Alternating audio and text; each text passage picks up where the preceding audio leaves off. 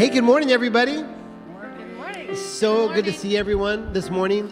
We've had a lot of community fun things going. We had Halloween last week, which was a hoot, I guess. It's just amazing. So we're super glad to be here this morning with everyone. We wanted to start out, since we're here as family, with the family song.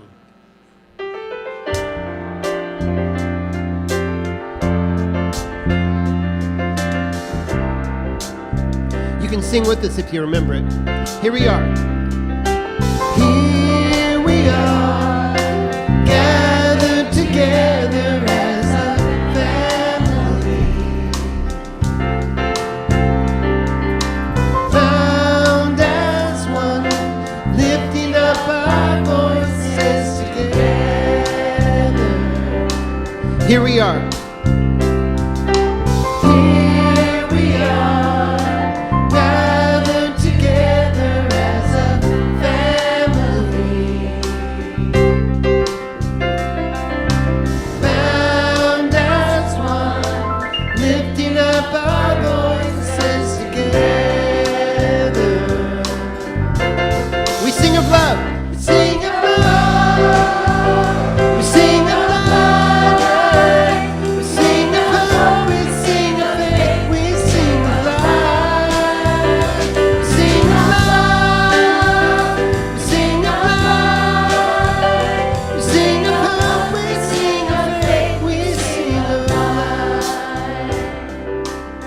Here we are as a family. Here we are, gathered together as a family, bound as one, lifting up our voices together. Here we are.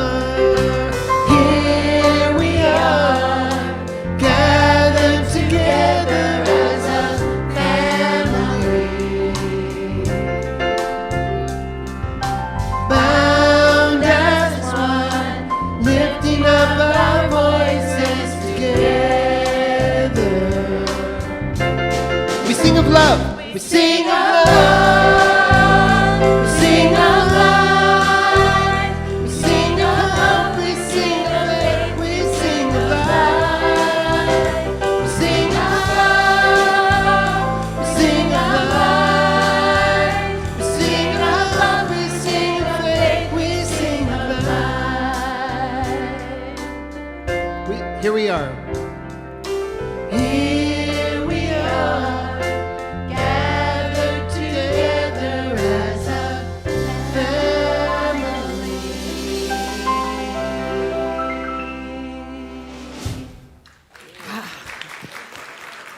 All right. Thank you. Thank you. Here we are, gathered as a family. We welcome you this morning to Unity Spiritual Center of Portland as we gather to hold space and to hold a consciousness and to recognize that each of us is a part of that movement of spirit, of that life, of that love, of that presence, and that power. And in just a moment, by the way, I'm Reverend Lisa Davis. I'm part of the team here at Unity Spiritual Center of Portland, and we're so blessed to hold these ideas and to hold spaces for the evolution of humanity, for this evolutionary impulse that is moving through and inviting us to open and to hold a larger picture and a larger story, and to know that while we may be uncomfortable, I'm not sure anybody's been uncomfortable this week, but if you have been, while we may be that, and that's the relative world that's happening there, that's the world of appearances, underneath it all, we are infinite creations of spirit. We are held, and there's a ground of being that vibrates through us. In just a moment, we'll open in prayer, but I want us to remember that in this next week, we have the ability to choose to go after the appearances in that relative world, and boy, oh boy, you turn on the news and you can go right down there. Or we can keep coming back to the ground of being. There's an evolution happening in humanity. It doesn't make the news, it doesn't make the pieces very often, but it's the truth of who we are. Charles Fillmore began his classes, and he was the co-founder of Unity, but he began his classes. I am now in the presence of pure being and immersed in the Holy Spirit of love, life, and wisdom. I am now in the presence of pure being and immersed in the Holy Spirit of life, love, and wisdom. And that Holy Spirit is it's the quantum field. It's the breath of the universe. It's the creative intelligence that moves through us. So as we move inward, because that's where we find that knowing that we know that we know that we are immersed in the presence of pure being. We're going to move in there, but I invite you to open your heart, to let go of the fear that might be trying to creep in and say, yeah, but you don't, all this stuff. Who we are is larger than anything that happens around us. So let's begin this service in prayer. And we just open our hearts, infinite Spirit. We say yes to this movement, to this life, to this pure presence of being. We are immersed in it. It resides within us, around us, as is this moment. And we know that we are all connected in that life and that love and that presence and that power. And we say yes to the remembering, to the cellular remembering. I am immersed in the pure presence of being. With every breath, with every moment in my life, there is divine guidance and wisdom. And I simply say, here I am. And I let go and let the infinite move through me. And as we know that for ourselves, we encircle all of those in this space and all of our virtual family, all of humanity in this country. We recognize we are immersed in that presence of pure being. Pure presence, pure being. And we simply breathe that in, knowing that the love that we are reminds us of that truth and touches every other heart. For this opportunity to stay in that presence, in that space, as we continue to hold in prayer and in love all of those whose lives have been affected by storms in this country and in Spain, all over the world. We simply know that there is a presence and a power that guides us, that fills us, that loves us. And we walk together as humanity, saying yes to the love that we are. And so it is. Amen.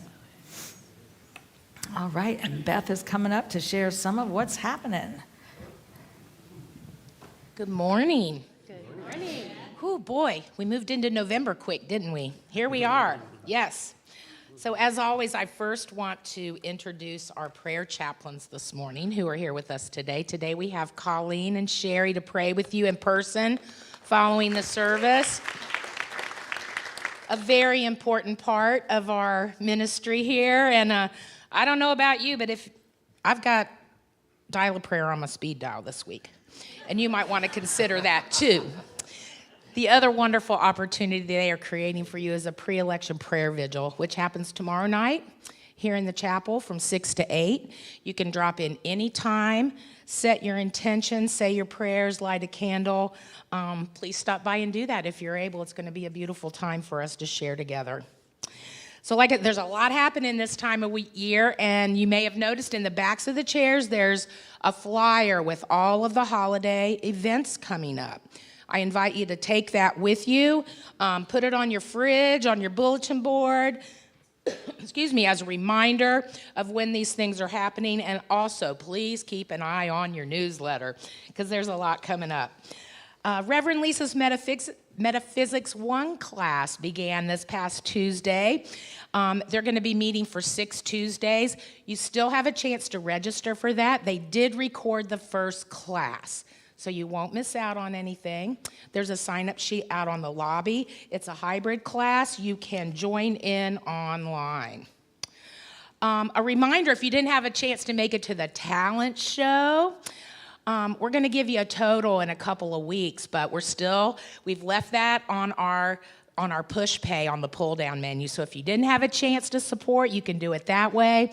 Also, Leah's made some CDs of that show. They're available for order in the bookstore for $5.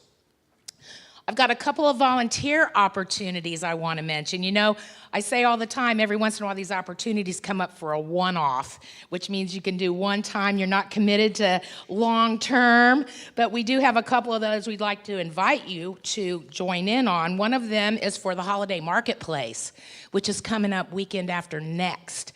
That's on November 15th and 16th. And we need a couple of greeters. It's just nice to greet people when they come in the door, let them know that there's lunch downstairs. We also need a cashier for Colleen downstairs to do the food. So if you think you can help us out for a couple of hours on that Saturday, please let us know.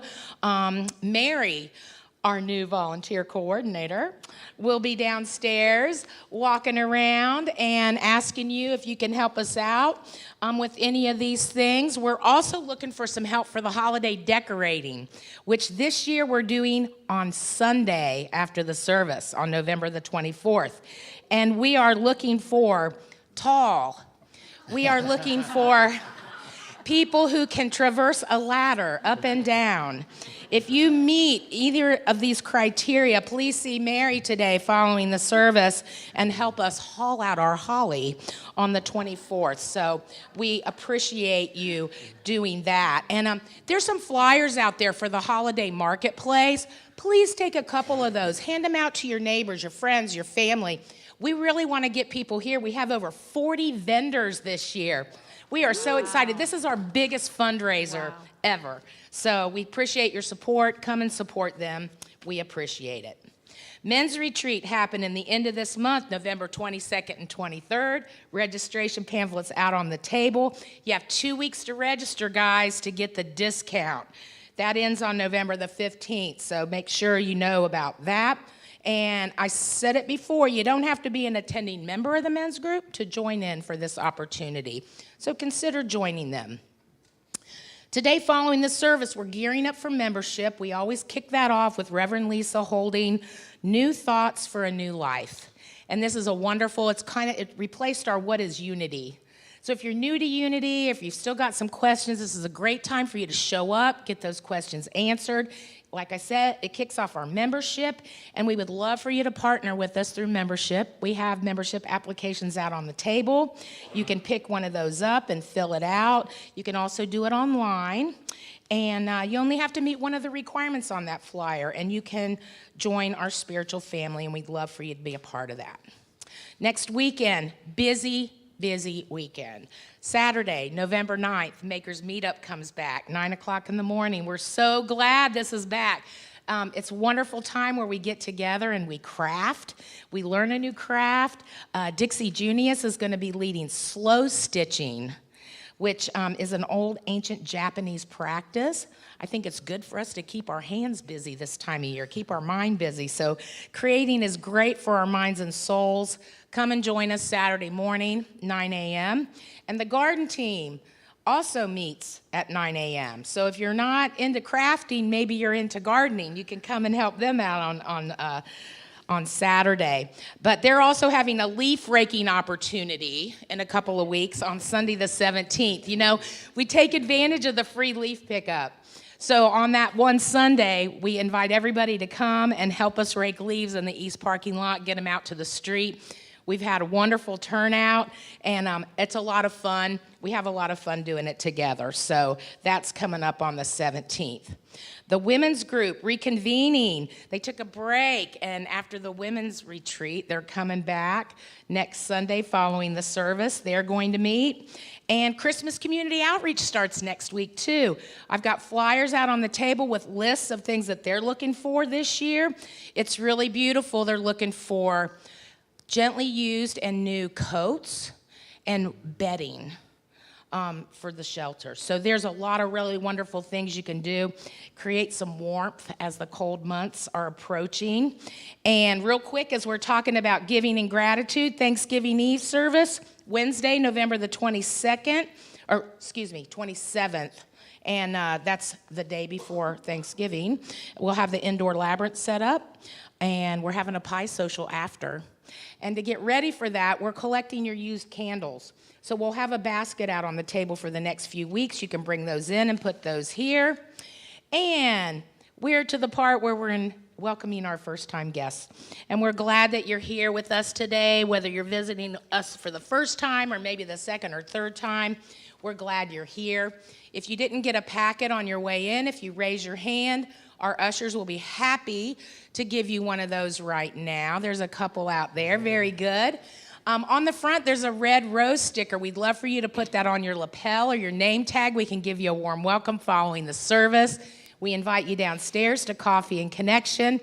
And the most important thing, on the back, there is a card we would love for you to fill out with your email and your name, and we can get you on our newsletter mailing list. Like I said, I don't expect you to remember all the things I told you today, but there's a lot happening, and we want you to be a part of it. So thank you for your time this morning. Have a beautiful and peaceful week.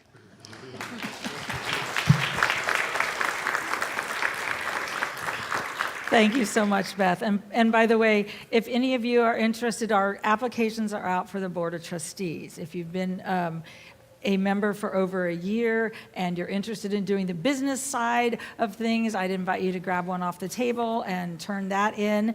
Our annual meeting and our elections aren't till March, but this is just some of how we do what we do here. So we're so happy to be working with that and with a board of trustees that really works together to say, what's our vision and how do we hold that to be a community that supports all beings everywhere. I wanted to continue welcoming all of you who are here for the first time or you haven't been here a while or you're just getting back into being a part of the community. It's so important for us right now. If you haven't felt that, then the connecting and finding out who we are and how we can be a part of this evolutionary movement, how we can find who we are and move forward. If these ideas that you hear today work for you, I would encourage you to become a part, to find, to come back and say, oh, I can be a part here or here or here, and to realize that every time we touch another life, it makes a difference in this world. If these ideas do not work for you, I would encourage you to continue seeking. Find a place that will support you, that does remind you of who you are and that you feel supported and loved with. So we're happy to have you here, and we are going to stand and sing. Yes, I am choosing heaven today. Here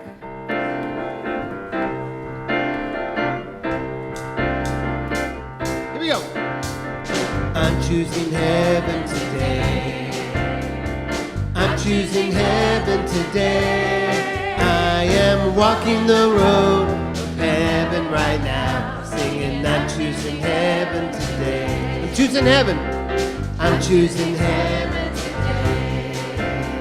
Yes, I'm choosing heaven today. I am walking the road of heaven right now, singing I'm choosing heaven today. Okay, I'm choosing love.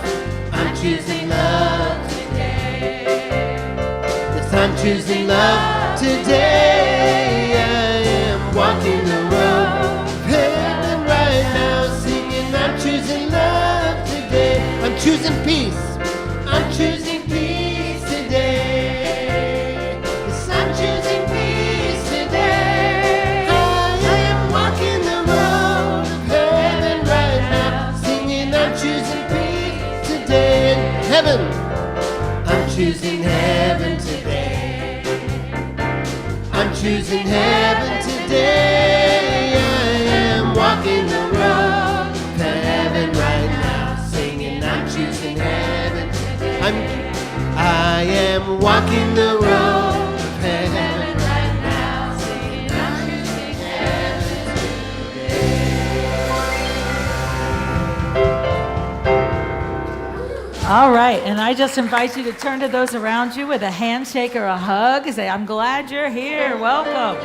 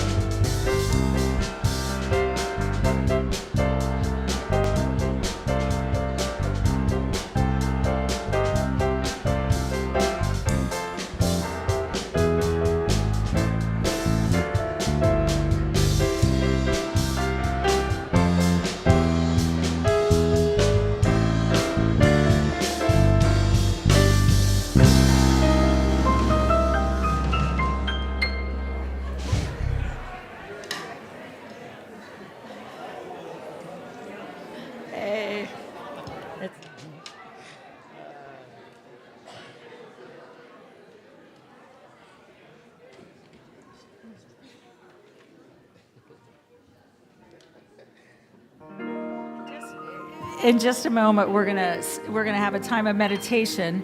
But before we do, for those of you who are new or newer to Unity, when we sing "I'm Choosing Heaven Today," you may not know that we have different interpretations of what that might mean.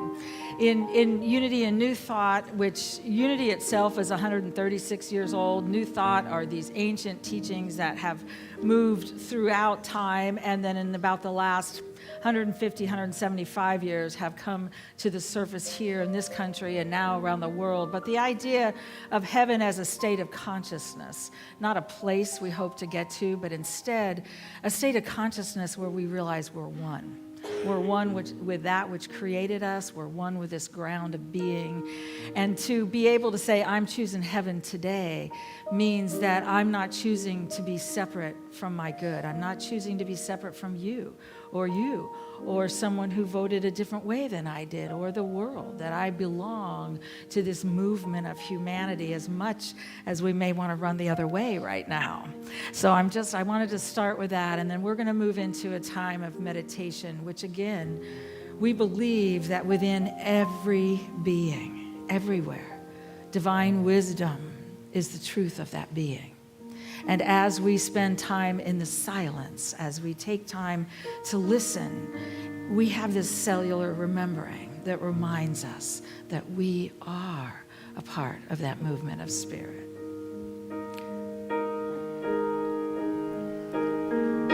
The light of God surrounds me. I am the light of God. The love of God enfolds me. I am the love of God. The power of God protects me. I am the power of God. The presence of God is here with me. I am the presence of God. Wherever I am, Wherever I am, wherever I go, wherever I go, God is just the same. God is just the same. All is well.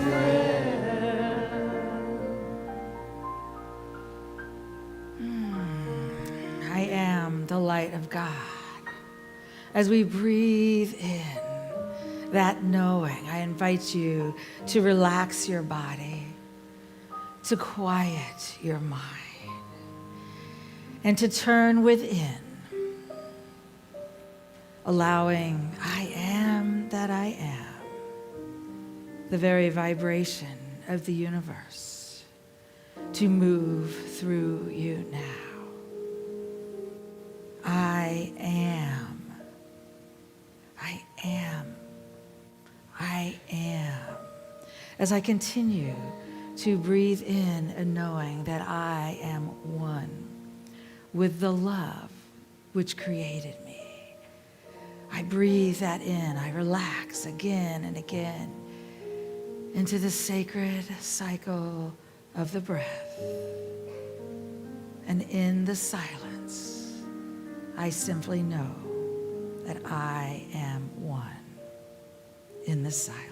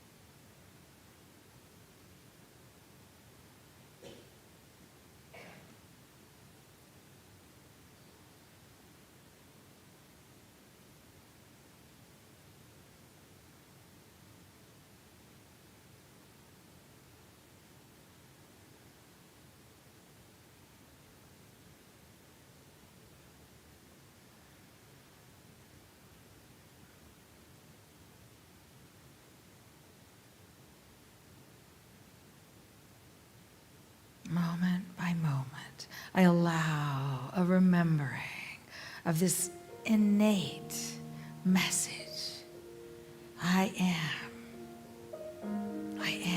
I am one with the light of God, the love of God, the power of God, the presence of God, and I simply allow myself to say yes. And so it is. Amen. The light of God surrounds me. I am the light of God. The love of God enfolds me. I am the love of God. The power of God protects me. I am the power of God. The presence of God is here with me. I am the Lamb of God. Wherever I am, Wherever I am, wherever I go, wherever I go, God is just the same. God is just the same. And all is well. God lives in my life. God loves through my heart. God moves through my hands. God is my true home. God lives in my life. God loves through my heart. God moves through my hands. God is our true home. Wherever I am, wherever I go, Wherever I go, God is just the same. God is just the same. And all is well wherever I am, wherever I go. God is just the same. God is just the same. And all is well.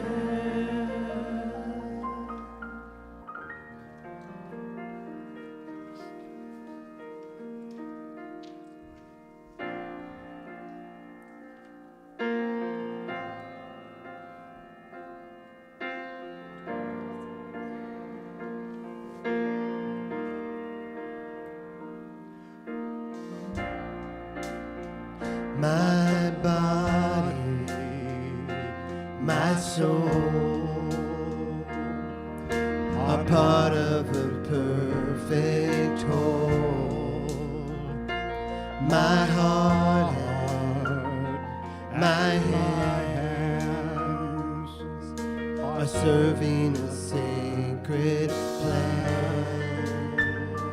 I know that it's true when all that I am comes down to you. I know that it's true. I know that I can rely on you. All that I am, all that I am, all that I am, God, I give to you. Yes, all that I am, all that I am, all that I am, God, I give to you. My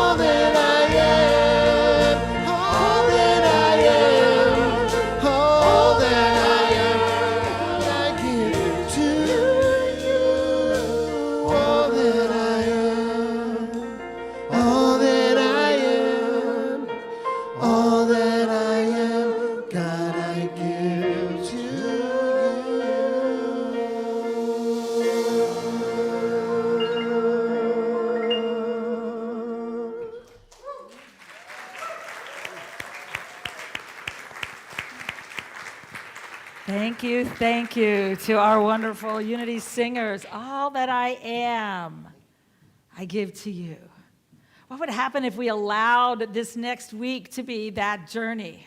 I am that I am is the name that Moses was given, and we'll talk about it later in the service, as he went up and said, who is it that told me we're supposed to leave? Can I have a name, please?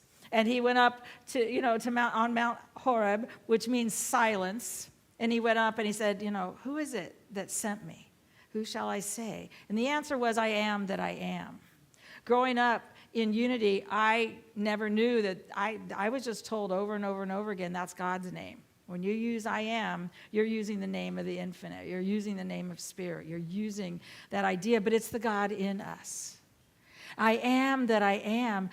Part of what we're doing, I believe right now, as humanity, is letting go of old stuff that we're not connected, which of course quantum physics shows us differently, that we aren't created good and very good, that we are literally, these old ideas are moving out, and we're part of birthing these larger ideas. So how do we do that? How do we allow all the events of our lives to be the groundwork that reminds us, that fills us, that loves us? We're in the third week of a 7-week series, and we're using Robert Brummett's book, Finding Yourself in Transition, using life's changes for spiritual awakening. And of course, my question always is, anybody have changes right now? Or anybody desire changes? That's the other piece. Sometimes these changes are ones that we desire, and we work to do it in our own individual lives, and we get 2 steps in and take 3 back. We say, well, that didn't work. And we got to go back in, and we have to find out who we are and create a new consciousness that we can live from. So the first 2 weeks, we just looked at the idea of transitions. What are they? They're the places in our lives where we move from one state of consciousness to another. When something ends and we want something else to happen. But they're a fascinating part of a journey, and we've talked about that. And by the way, I thought it was very interesting that I started reading Pema Chodron's new book, How We Live is How We Die, and it starts out with, we're always in transition. We are always in a time of change. And as we learn to take a journey, which is exactly what it says in the chapters we're working with this week from Robert Brummett's book. So this is, one based in New Thought, one based in Buddhism, and they are saying the exact same thing. That these transitions, these journeys that we take are the ones that allow us to learn and grow right where we are. And so if you'd like to exchange your life for someone else's, you're probably not going to learn what you said yes to coming to learn. And I was always told, oh, you want to do it again? Wouldn't we like to learn some of the pieces that we're here to learn, and how do we open to that? So we start with this idea. When we look at our lives, we are in transition every breath. There's a beginning, there's a middle, there's an end. We're in every day, and we can see it in the season. We also see it in the things that happen along our journey. Some of them worked well, some of them didn't. Some of them, if we look at history, you can see all these transitions. And I don't want to make light, because some of them, it's like, how do we get out of some of the stuff we're in? Some of them, what we're doing this election is calling for transition. We're calling for times to change. And yet we have to be able to navigate through those changes so we don't carry all of our stuff with us. Anybody doing that?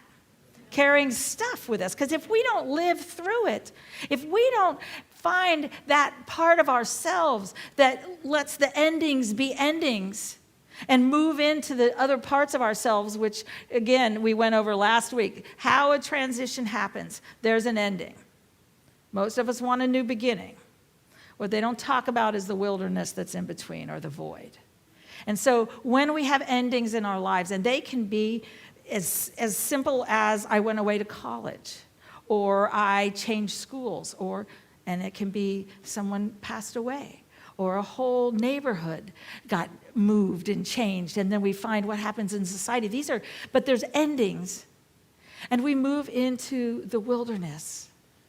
And we won't find a new beginning until we allow the part of ourselves that is both grieving. We got to feel what's going on. We have to allow that. But there's work to be done in that wilderness that creates in us a larger understanding of who we are and the way we want to live. And we're being called, women right now are being called into a whole other way of living. Men are being called into a whole other way of knowing themselves and living and finding different parts of themselves. There's no part of humanity right now that isn't being asked to grow into larger ideas. What's fascinating is everything in our lives today has everything we need to take the next step. And a lot of times I don't like that. I would rather have it some other way. So today, we are going to talk about endings. And I want us to get excited about endings. I know this is exactly what you want to talk about before an election. I looked at it when it fell on the calendar, and I thought, this is impossible. I actually almost changed the book, because of course, Annette would never speak to me again. But I thought of it because I was like, I can't talk about ending when there's an election coming up.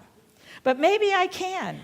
Because a lot of what we're asking for, it's not solved in one election.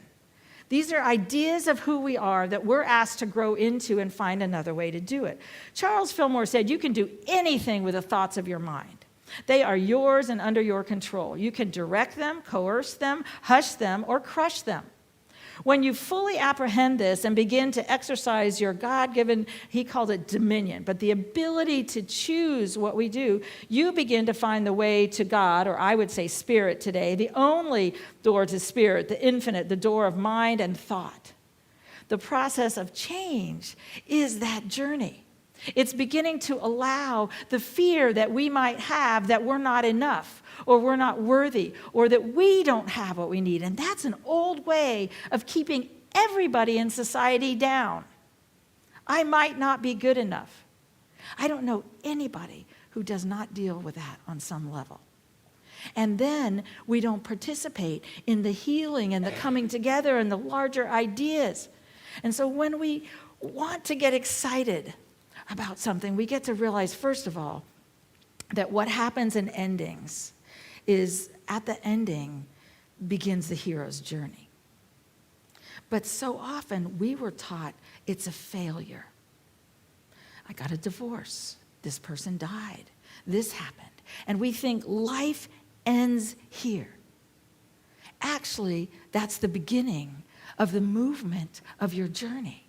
It's the beginning of recreating who you are. There is never anything that happens in your life that is an ending that does not move into another season, another understanding, another life. So if by any chance in your thoughts you've thought, this happened when I was 12, and that was the end of this and this and this, and you felt like it was a failure, what would happen if we began to shift that and begin to say, that was the beginning of higher thought. That was the beginning of going deeper.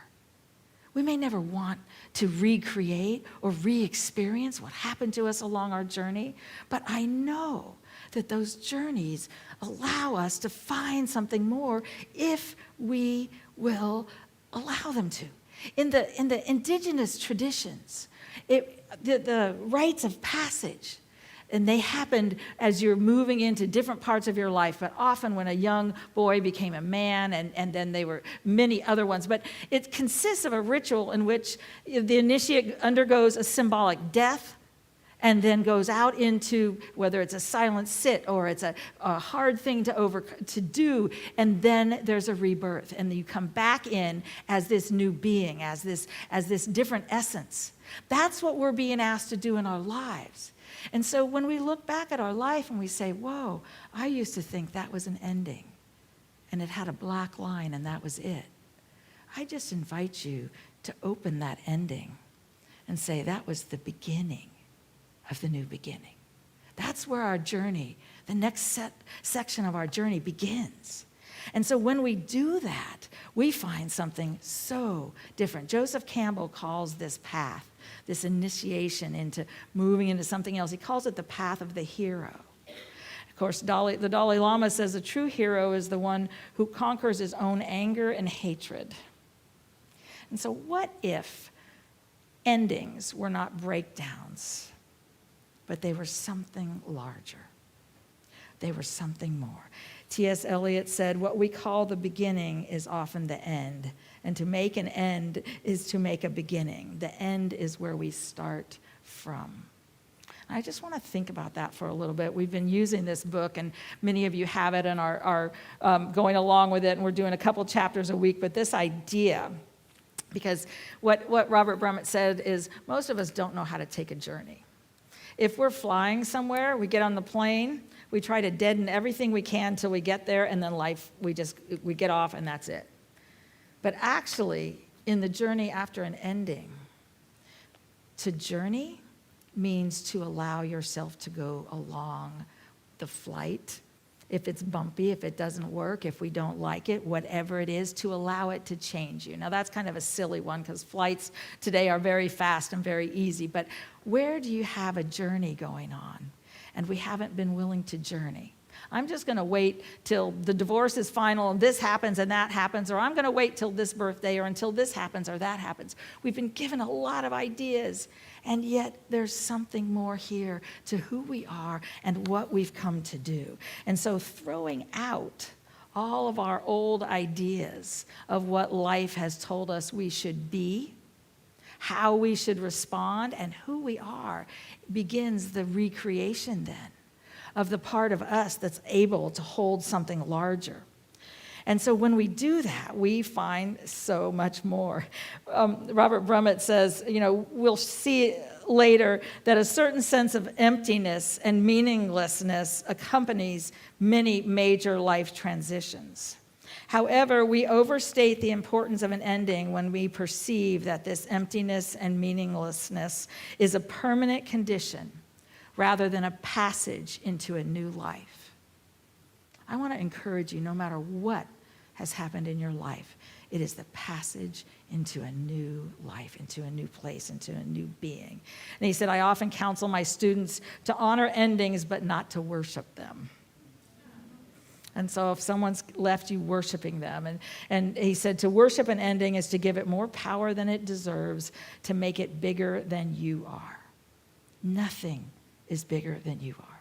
Nothing is larger than that. And he said, really what happens is there's this idea, and he uses what he calls the 4 Ds, and the first one is disengagement. I'm going to go through it really fast, but one of the definitions, that ways we do it, is we disengage from our life.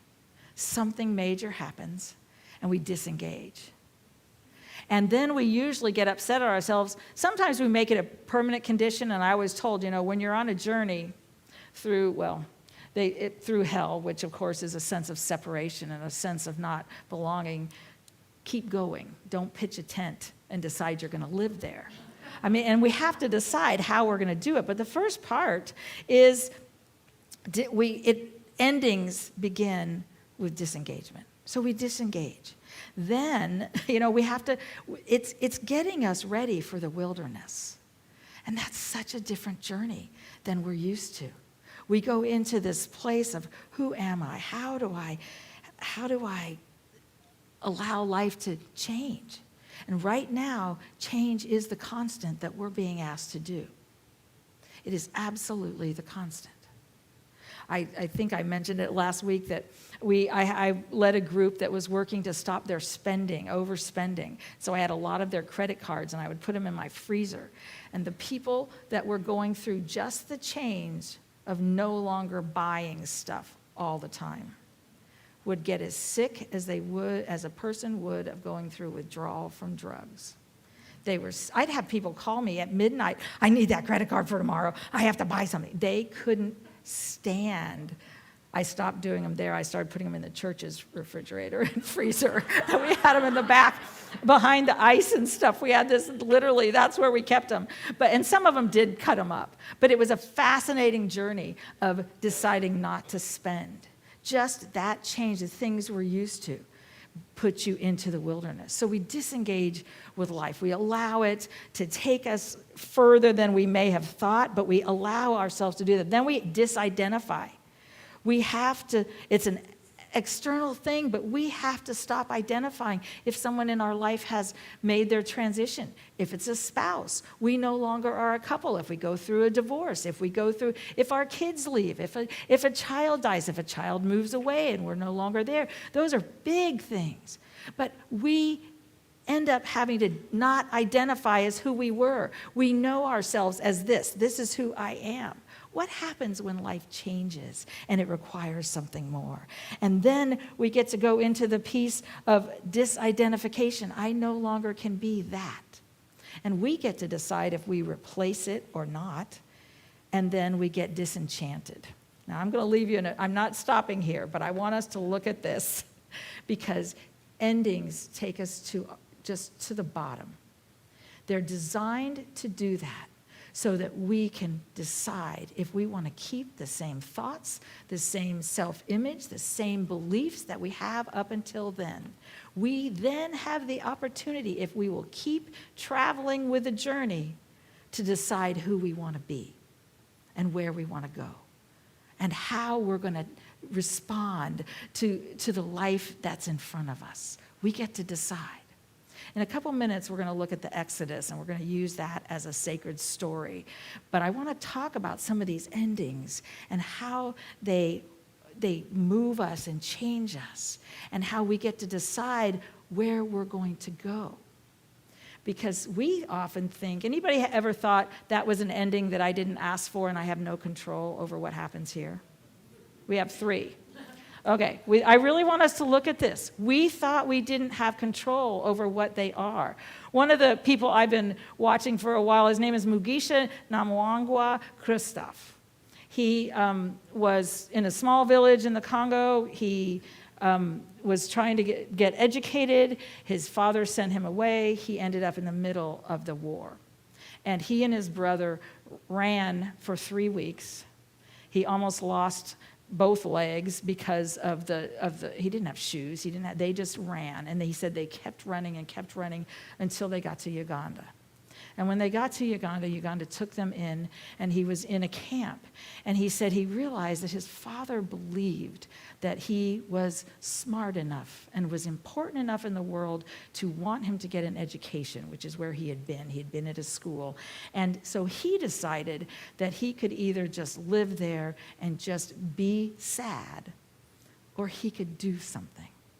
And he was like 15 or 16. And he decided he wanted to do something. He actually saw someone who was speaking English, and he realized that in his country they were speaking French, and in Uganda they were speaking English. So the only way he'd ever learn anything and finish his school, which this happened, actually he was probably more than 15 because it was 2 weeks before he got out of high school, which I believe he would have ended at 16 or 17. But he found someone who could speak English. He said, "Will you teach me English?" And the man said, "I'm not a teacher. I don't really teach," but he spoke very good English. And he said, "Fine, build me a house and I'll use one of the rooms for a school." He learned how to build the bricks. He built a house. He got 10 friends, 10 people who wanted to learn English. They built the bricks, they built the house, and he started learning English. He has continued that. He did not end up going home because of just where he had been and who had seen him and some other things. And he is still there today teaching hundreds and hundreds of children how to speak English so they can get where they need to go. And when they asked him, "Would you change it?" he said, "If I did, all these kids would not read." And so he said, "I am not a farmer like my father." And they said how hard it was to learn that. But instead, I could help the world learn to read. And you can look him up. It's his name, but it's fascinating. And so there's a whole society that is sponsoring him in these dirt floor places, and it's just the most beautiful thing you can see. So he took an ending. He didn't go into the military. He didn't go into some of the things that he could have gone back and done. He did what he said, there was something in me that knew I was more because my father believed in me. But what would happen if every one of us, when something ended, knew that this was the beginning of an initiation? This was the beginning of something deeper and larger and more powerful in ourselves that the world needs. And we don't have to teach people to read. We are here just as beings of light, of possibility. And I want to share the archetype for moving through a journey and going through these endings is actually, it's found in several places in the Bible, but one of the places it's found is in Exodus. And it's in the Exodus of leaving Egypt and what happens there. And I want to share, Carl Jung talks about that. He said, just as animals inherit instinctual knowledge common to the species, we humans inherit unconscious memory patterns common to the human race. They're archetypes. Charles Fillmore talked about this, and he said we also inherit race consciousness. We inherit this knowing, this inner knowing. And he said every archetype in the collective unconscious serves the well-being of the whole psyche. Now, most of us have been taught, you don't have anything, you're all by yourself. That is, again, what we're changing. We actually have all of these. And so he said, if you were raised in the Judeo-Christian mindset in any way, it doesn't mean your families went to church, it means you were raised in that environment, then these stories are written upon your heart. And they have messages for you if you will study them and look at them. Now, one said, I was taught some really strange things. I don't know that I want to go back there, and I understand. I grew up, again, in Unity. I never heard any thought of Jesus being anything other than a way shower and an elder brother. Simply there to share the highest understanding, and that the Bible, when you look at it metaphysically or the spiritual meaning of it, shows the rise in consciousness of humanity, and that you can take every story in there and it's a part of yourself. That does not mean that you take the stories about Jesus, that when they start, all of the stuff about sin and all that, Jesus had nothing to do with any of that. That was not the message he taught. This story is so powerful because it talks about Exodus as, think about it, if every part of this story was a part of you and a part of your heart, then what could we learn? It starts with Moses, and I could spend days on Moses. He represents the law. He also represents that character that he killed someone, and that's why he was exiled. So we're not going to go into his life, but he had to overcome that in the land to find a part of himself that could be this shepherd, that could take care of the flock, he had to find a part of himself. And then as they were being called, so there were Egyptians there were Hebrew that had gone to Egypt they didn't have enough food, and they went there years before. And it worked fine until suddenly the Pharaoh wanted them dead. They wanted to kill the sons. They no longer found value. And by the way, Egypt is considered as a spiritual meaning. It means the land of its slavery, its sense consciousness. Anybody been in slavery to an old idea? You're in Egypt. And it's not about the country. This is about a spiritual meaning, if you look at what it means. So we're in this consciousness that says this is a problem, and we have to get out. So Moses realizes that he's called, and he goes up to the mountain, Mount Horeb, which means silence. Now, every one of us has Moses. It's the part of us that will believe in a law, a principle that's unchanging. That there is God, the infinite good in our life, in our body, in our being, and it is guiding us at every moment. When we will believe that and stand in that, we will be called to the silence, to the top of that mountain. And again, part of you is Moses, part of you is the mountain. When Moses is up there, of course, he's calling out to this God of his understanding. In unity, all these parts are within you, so God is in you also.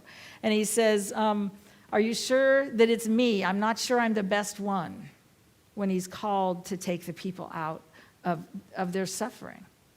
And, of course, the idea, first of all, there's a burning bush. And in that burning bush, this God, this essence, this spirit says, take the shoes from off your feet, for where you're standing is holy ground. How many times when we're in slavery and we're in pain, first of all, are we willing to go to Mount Horeb and sit in the silence? And are we willing to take the shoes from off our feet, that which separates us from the sacred, and stand in that place, even if it's pain and even if we wonder how can we do it and who are we? And then we're called. And so he says, who is it? He hears, I am that I am. And he goes down and begins this process. And if you remember, he said, I can't do it. And of course, then Aaron says, I'll be your mouth, I'll say the words. And then he's given this staff, which actually means our ability to hold ideas and spirit. And he throws it down. And of course, it doesn't work half the time. He they get there, and then he gets to a place, they have a plague, and then so the Pharaoh says, fine, you can go. And as soon as they turn around, he comes back and says, no, you can't. And that happens again. Anybody gone through some changes? And we think this is going to work, this is going to work, this is going to work. And Moses has to get to that place where he stands in that. And finally, he's told, walk.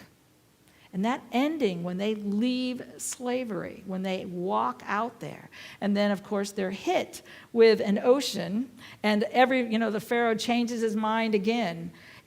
This isn't an easy journey, but you have to show up. We have to show up for whatever's there. And when we do, life changes us, and we're able to move. And he moves out into the Red Sea, and the Red Sea parts, and they cross. And this is not about historical fact. It's about the story of a people. There's a part in you that says to the infinite present, to spirit, who shall I say this is? Do I really believe this? And then we get to hold, and we get to know that the truth of who we are is stronger and more powerful than anything that is present in our lives. And then we start walking. And we walk into what looks like it's impossible. And those seas part because the truth of the Spirit is we are infinite. We have all that we need, and there's nothing that can hold us back. So in a change, in a movement, we get to decide what in me am I willing to hold on to and believe, because it changes our journey. It changes who we are. So this idea of being excited about endings, even when you're walking into a Red Sea that hasn't parted yet, I'm just going to invite you to open up your heart and your mind and to say, Spirit guides me. I have all that I need. When we're looking at endings, the universe will support us. This last Friday night, and I'll end with this, Beth and I and my daughters went to see the Portland Thorns. And for those of you who don't know, of course, it's a women's soccer team. It was the last night for one of the Portland Thorns founding members, Christine Sinclair. Now, she's a Canadian soccer player who has 190 international goals, more than any man or woman on the planet. I mean, she is an amazing being. She's 41, and you could see her. She made the first goal of the game. It was an amazing experience to watch, and all I could think of was, she's facing an ending larger than she's ever dreamed of. And she's going to get to decide how it goes. And in the interview the day before, they kept saying, well, what about this? And she'd say, I'll have to see. What about this? It was like all these questions of, what are you going to do? What are you going to do? And basically she said, I guess I'm just going to have to play the next play and see what happens. But we have to stay where the ending is long enough to cross that Red Sea. Because if we go numb and go shopping or have some alcohol or whatever else it is, TV, sweets, whatever it is, if we do that, we might lose the sacred journey of being able to say, I am that I am has sent me, and I am more than this. Thank you.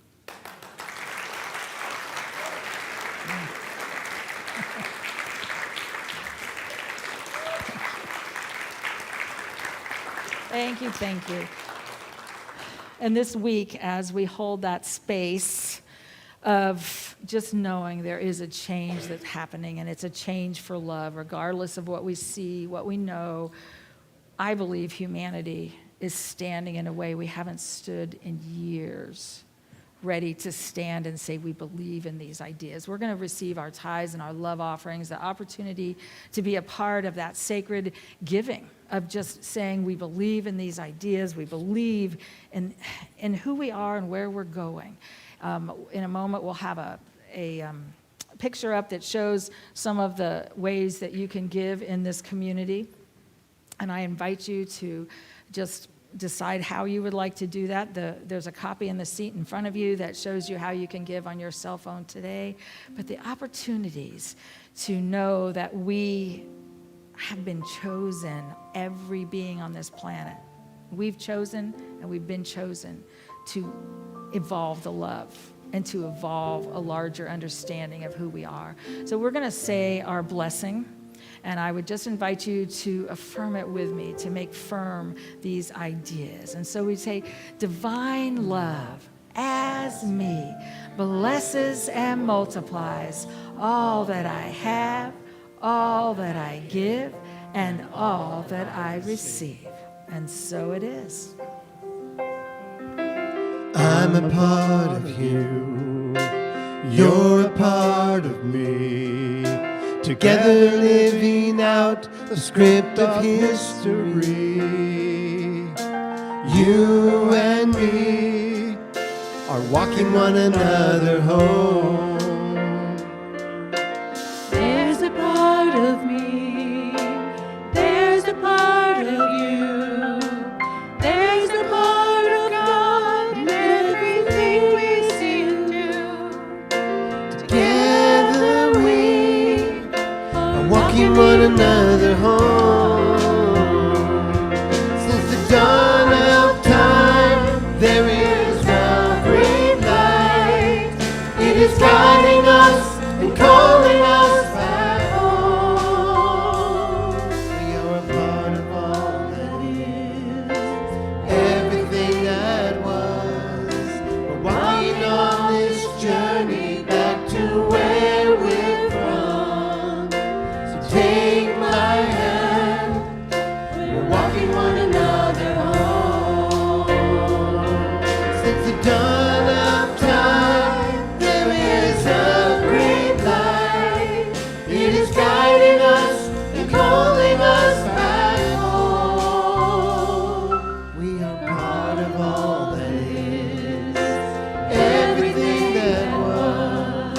We're walking on this journey back to where we're from. So take my hand, we're walking one another home. You and me. You and me are walking one another home. Welcome back. We are finally coming home.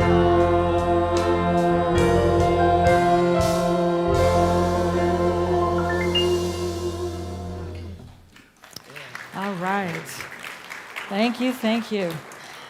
You know, I was realizing that in this next week, there's going to be a lot of emotions, a lot of things going through. I just want us to hold a space to just look around this room and realize we are all walking each other home. And regardless of what happens, we're holding ideas that are large enough for humanity to step into them and to know there's something more, because that's who we are. I will be here next week holding this space with you, knowing that together we are one. I am holding the outcome I'd like to see, and I am holding it every morning, every breath that I can remember, and I am standing in that, and I invite you to do that. And what a blessing it is. Tuesday night, I'll be doing the meditation. We are doing metaphysics.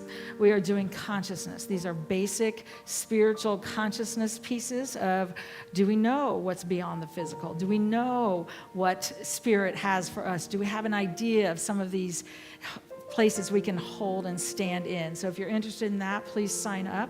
We invite you downstairs for Connection Hour. We have people here today visiting from Hawaii, from Kansas City, from Yakima. We have people who are having their birthday. We have people who have come the first time. Some have, June Campbell, I know you've been here 60 years now. It has to be. I mean, it's like we have people from all over. You have a name tag on because we want you to greet each other and know each other and recognize. And we have people who just came back from the LGBTQ retreat at Unity Village, and we'll hear more about that next week because they got to celebrate and experience something so beautiful. And in just a moment, lights of this world are going to walk in, and that's our youth.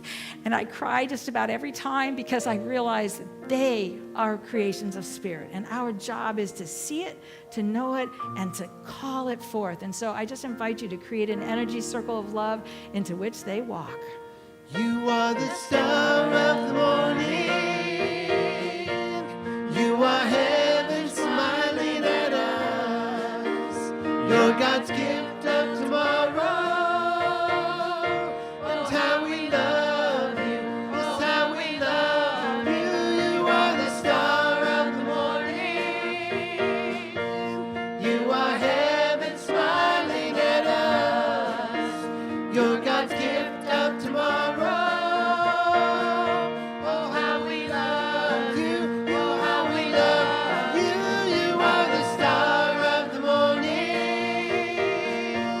You are heaven smiling at us. You're God's gift of tomorrow. And how we love you. That's how we love you. Good morning. We are so grateful to be here today. My name is Camila, and today we were talking about gratitude and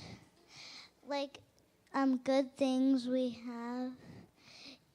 And each one of us got one of these rocks, and we read, we listened to something, and it told us what gratitude is, and their gratitude super raw power rock. Yes, good job, Camila. Yes.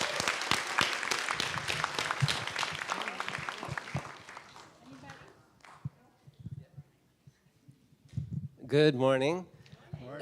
With the Unitians today, we talked about the importance of being our authentic selves and how to figure out what our divine purpose is for being here in this world today. And we had a great discussion about the importance of that. And are you all going to retreat next weekend, maybe? How many going to retreat? Anybody? We have 5 or 6 going to the Unity, the middle school age retreat next weekend. So we surround you in light and love. Have a wonderful time. Okay, thank you all. We're going to stand and to claim peace on earth. Here we go.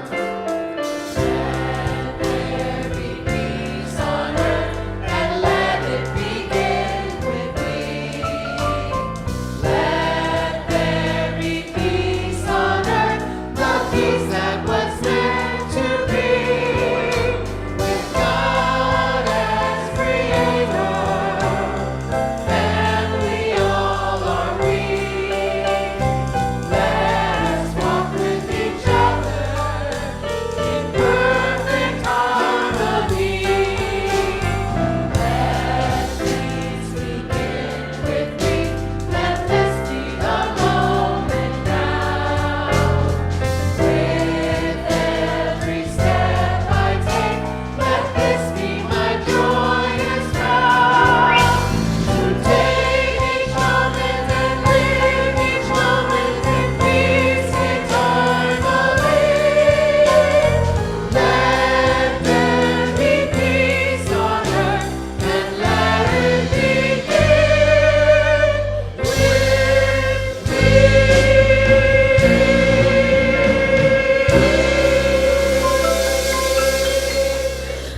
yes. Let there be peace on earth, and let it begin with me. We're going to close with our unity prayer and then sing our youth out. The light of God surrounds us. I am the light of God. The love of God enfolds us. I am the love of God. The power of God protects us. I am the power of God. The presence of God watches over us. I am the presence of God.